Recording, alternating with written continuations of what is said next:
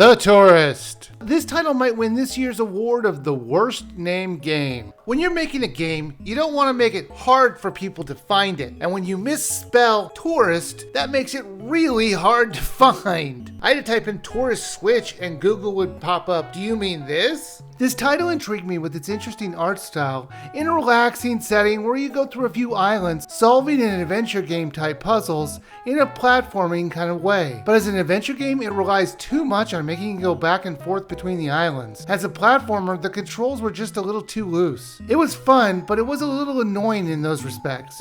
The storyline of this game is that you're here as a tourist. You open up one of the monuments that are here and you find a person just hanging out inside. They task you to find 4 more monuments and grab the powers that are inside them. Each of these monuments have different rooms with puzzles in them with a boss at the end. Now that might sound like there's a bunch of battling, but no, this focuses more on puzzles. So you really don't have to worry about messing up a part in it. There is very little penalty in dying, as it will just reset the room and you just need to do that one over again. The boss fights are really not fights, but more puzzles that you need to figure out how to destroy the bosses. Like for example, one of them you needed to have them look at 4 lights, and another one you had to destroy a brick by standing on it. In addition to the monument quests, there are side objectives on each of the islands, like getting a party started, or getting into a club, or going down a mine to get diamonds. These were helpful in getting the money that you're going to need in order to get upgrades to your skills, like being able to run or double jump. There is a camera that is available, and you're going to want to buy it right away, as they give you the most amount of money for the quests that they send you on.